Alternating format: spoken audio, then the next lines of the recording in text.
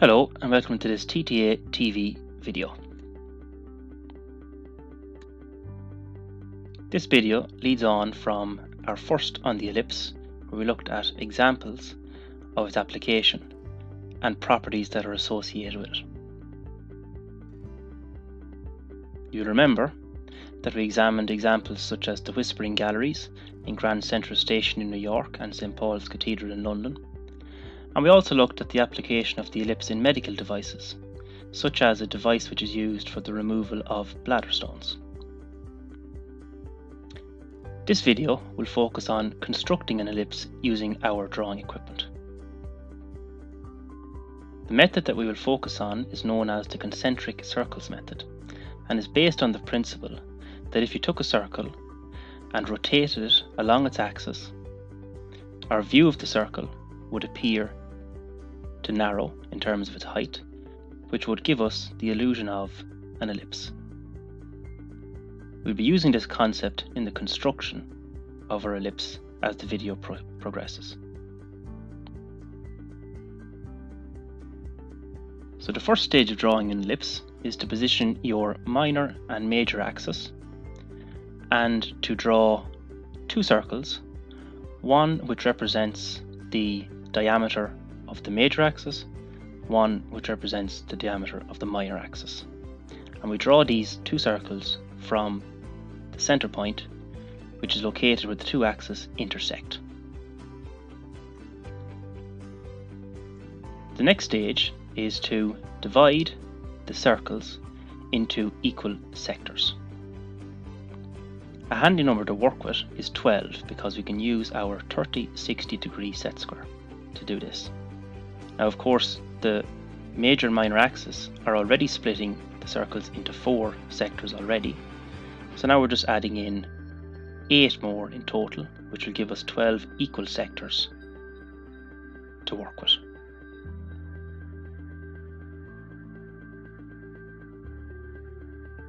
So now we're going to get down to finding the points on the path of the ellipse. So the first thing we're going to do is go to each of these sectors that we have just divided up, and wherever they hit the outer circle, we're going to bring them down towards the major axis.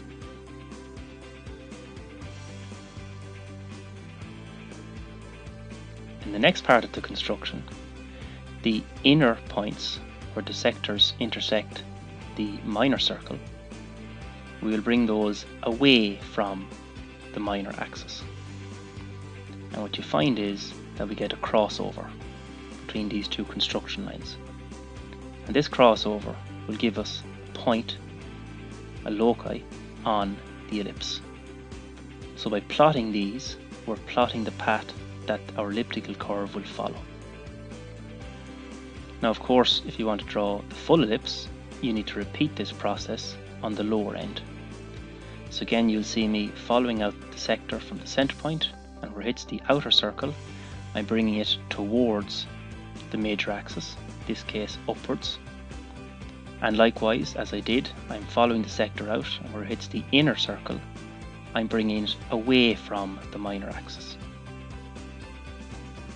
And in total, this will give me 12 points, which I can then use to draw my ellipse.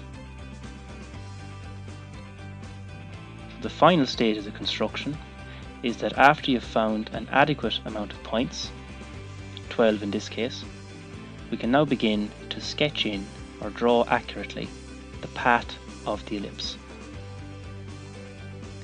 As with most freehand elements in graphics, holding the pencil at a longer distance than you usually would when you'd be drawing may help in terms of creating a constant curve.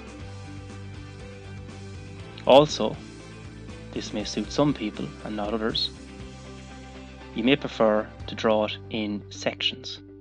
So I generally begin by joining the loci on the top and bottom, and then along the sides, and then gradually beginning to blend these together to get a constant curve.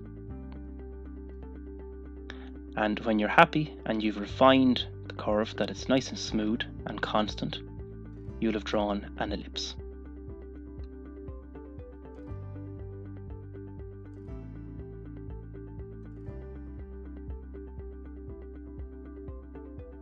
So just to remind ourselves, we have the major and minor axis, and as with the ellipse, you'll see it in different samples, they don't always have to be in this orientation or position.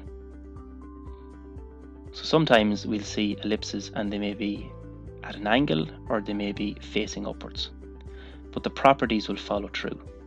So for instance, the major axis will always be along the longest length of it and running through its center, and the minor axis will always run perpendicular to the major axis and again will run through its center.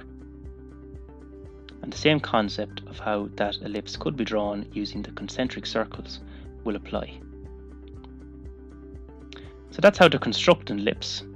We hope you found this video helpful, and of course you can also check out other videos we've looked at conic sections on the TTA TV channel, and we'd encourage you to subscribe for more videos like this.